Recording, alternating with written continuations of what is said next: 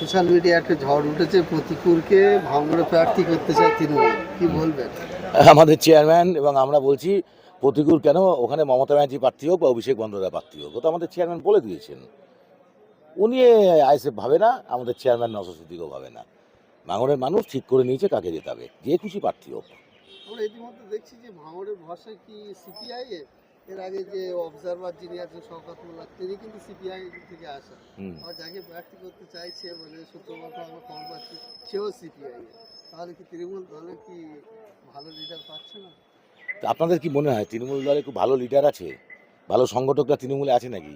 তৃণমূল গঠন যখন হয় তখন বিজেপির গর্বে ওটা জন্ম হয় 1998-এ। স্বাভাবিকভাবে তারা অনেকেই তৃণমূল বিজেপিতে চলে গেছে সংগঠকরা, কারণ বিজেপি আর তৃণমূল এটা বাইপাস, এদের তো মানে আজকে এই দল কালকে এই দল।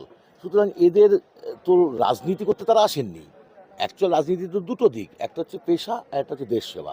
এরা তো পেশায় রাজনীতি করতে এসছে, তার জন্য যে কোনোভাবে অর্থ উপার্জন করাটাই তাদের লক্ষ্য। তাতে মেরে ধরে কেটে যে কোনো মূল্যে আমার ক্ষমতায় যেতে হবে, কারণ ক্ষমতার স্বাদ পেয়ে যে অর্থ উপার্জন করতে তারা পেরেছে। দেখুন একটা পঞ্চায়েতের প্রধান তৃণমূলের, সে স্করপিও নিয়ে ঘুরে। আর আমি নিজে একটা ব্যাংকের অফিস মানে উচ্চ পদে চাকরি করতাম, সেখানে দাঁড়িয়ে আমার একটা টু হুইলার নিয়ে ঘুরতে হয় আমাকে। তফাৎটা কোথায়?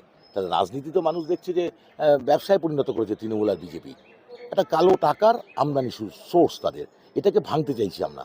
আইএসএফ এই জায়গায় দাঁড়িয়ে ভাঙার রাজনীতি করছে। আমাদের চেয়ারম্যান বলেন যে আমরা সমাজ পরিবর্তন, যে সমাজ ব্যবস্থাটা চলছে সেই সমাজ পরিবর্তনের জন্য নেমেছি, তাতে ভোটে জিততে হবে, এটা আমাদের কাছে কেউ দাসখত দেয়নি যে আমাদের ভোটেই জিততে হবে।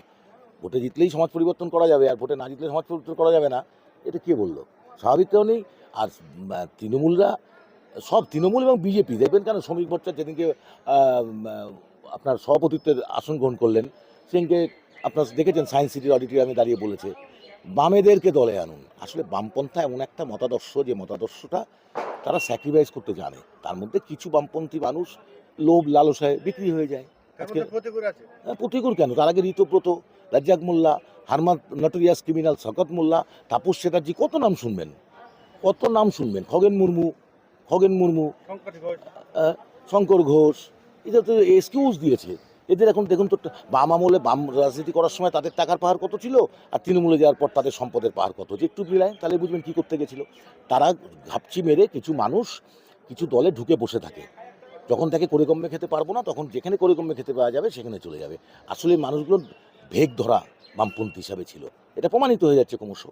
কাজে প্রতিকূল যে দল থেকে গেছেন সে দল তো তাদের তাদের অবজারভেশন তারা অনেক আগেই বুঝিয়েছেন। প্রতিকুর রহমান কিন্তু তিনি ক্লিয়ার করে দিয়েছেন যে কান্তি গাঙ্গুলি তিনি মন্ত্রী এবং বিধায়ক, তারা গাড়িতে তেল ভরার পয়সা এখন জোটাতে পারে না। কারণ প্রতিকুর রহমান দেখলো যে যদি আমি এই দলে থাকি ভবিষ্যতে আমার এটা হতে পারে, তিনি নিজে স্বীকার করেছেন, সেই জন্য তিনি ভবিষ্যৎ স্বীকার করতে তিনি উল্টে ঢুকেছেন। আমি তো আপনাকে উত্তরটা দিয়েই দিলাম। যারা রাজনীতিটাকে মনে করে না দেশ সেবার জন্য সব কিছু উৎসর্গ করব, যারা মুখে বলে ক্ষুদিরাম, বিনয় বাদল দীনেশ, আশফাকুল্লাহ খান, নেতাজি সুভাষচন্দ্র বোস, তাদের কথা বলে রাজনীতি করতে আসে, তিতুমিরের কথা বলে আসে, তারা কি করেছেন দেশের জন্য? তাহলে এরা আসলে কিছু দিন দেখুন, আমি একটা বিখ্যাত দার্শনিকের কথা বলি যে মাও সেতুং একটা সময় বলতেন, চীনের চেয়ারম্যান, যিনি চীন বিপ্লবের নেতা ছিলেন, তিনি বলেছিলেন যে একদিন দুদিন মানুষের কাজ করা যায়, সারা জীবন মানুষের জন্য জীবনকে উৎসর্গ করা সবাই পারে না।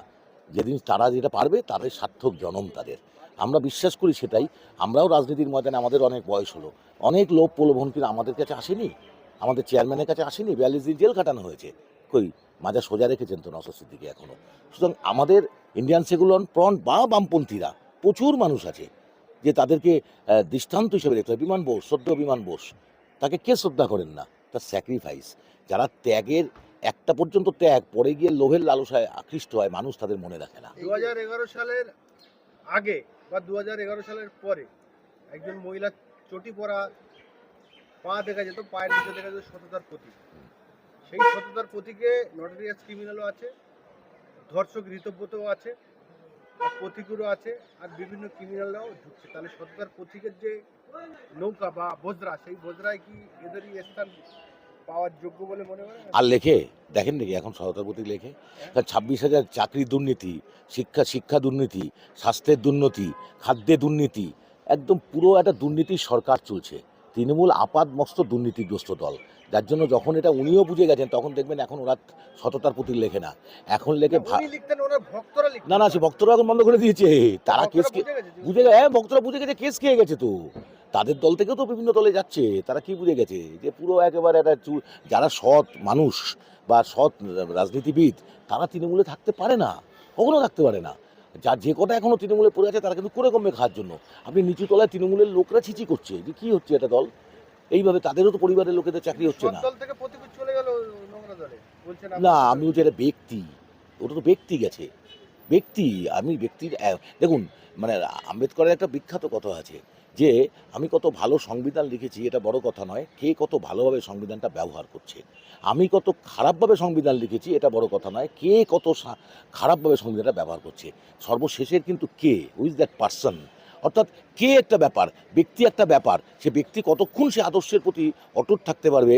বাঘাযতীনের মতন, বিনয় বাদল দীনেশের মতন, ভগৎ সিংয়ের মতন, যে তিনি শেষ পর্যন্ত একটা বই পড়তে পড়তে তিনি উঠে লেনিনের রাষ্ট্র বিপ্লব পড়তে পড়তে তিনি ফাঁসির কাছে চলে গেছিলেন। তো এরকমও তো মানুষ আছে, একেবারে তো সবাইকে যদি আপনি জগৎ শেঠ, অমিত চাঁদ, মির্জাফর আখ্যা দিয়ে দেন তো ভুল হবে না।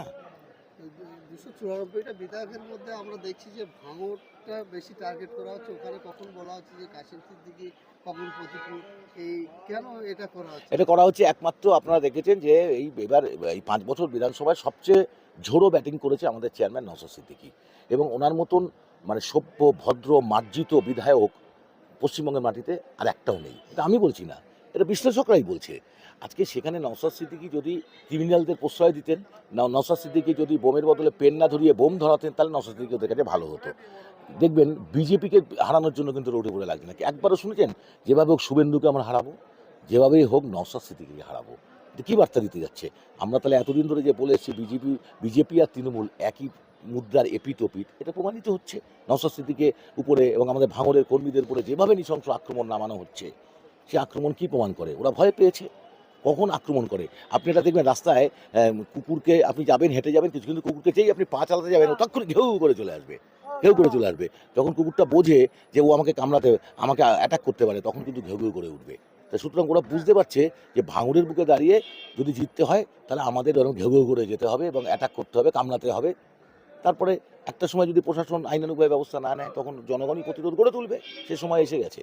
রাজনৈতিক বিশেষজ্ঞ বিশ্বনাথ চক্রবর্তী তিনি বলছেন যে নওশাদকে আমি 294টা বিধানসভার মধ্যে সব থেকে সৎ, নম্র, ভদ্র এবং সব থেকে বেশি শুধু বিশ্বনাথ দা বলছে না, এটা তৃণমূলের এমএলএরাও বলছে, বিজেপির এমএলএরাও বলছে, ভালো করে কান পাতুন না, সবাই বলছে যে বেস্ট অফ দ্য এমএলএ হচ্ছে 294, সেটা হচ্ছে নওশাদ সিদ্দিকী, এবং সাধারণ মানুষও বলছে।